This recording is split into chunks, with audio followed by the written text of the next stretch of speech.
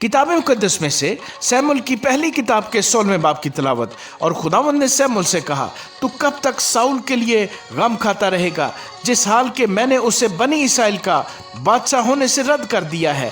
تو اپنے سینگ میں تیل بھر اور جا، میں تجھے بیت لحمی یسی کے پاس بھیجتا ہوں، کیونکہ میں نے اس کے بیٹوں میں سے ایک کو اپنی طرف سے بادشاہ چنا ہے۔ سیموئیل نے کہا، میں کیوں کر جاؤں؟ اگر ساؤل سن لے گا تو مجھے مار ہی ڈالے گا۔ خداوند نے کہا، ایک بچیا اپنے ساتھ لے جا اور کہنا کہ میں خداوند کے لیے قربانی کرنے کو آیا ہوں، اور یسی کو قربانی کی دعوت دینا، پھر میں تجھے بتا دوں گا کہ تجھے کیا کرنا ہے، اور اسی کو جس کا نام میں تجھے بتاؤں میرے لیے مسا کرنا۔ اور سیموئیل نے وہی جو خداوند نے کہا تھا کیا، اور بیت لحم میں آیا۔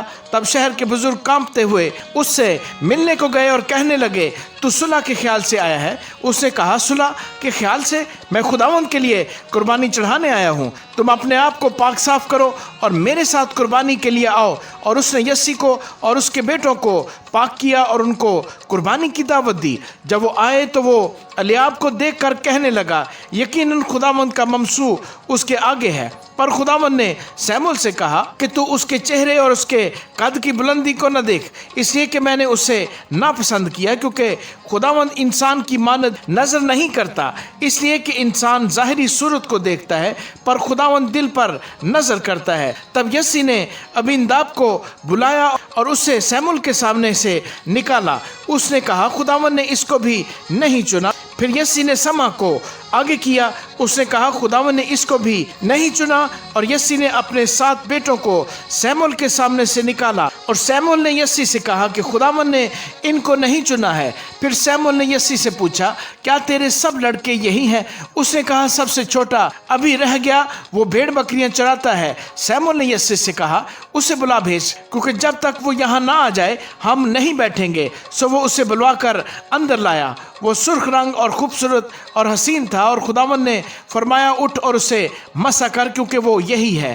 تب سیموئیل نے تیل کا سینگ لیا اور اسے اس کے بھائیوں کے درمیان مسا کیا، اور خداوند کی روح اس دن سے آگے کو داؤد پر زور سے نازل ہوتی رہی۔ پھر سیموئیل اٹھ کر راما کو چلا گیا، اور خداوند کی روح ساؤل سے جدا ہو گئی، اور خداوند کی طرف سے ایک بری روح اسے ستانے لگی۔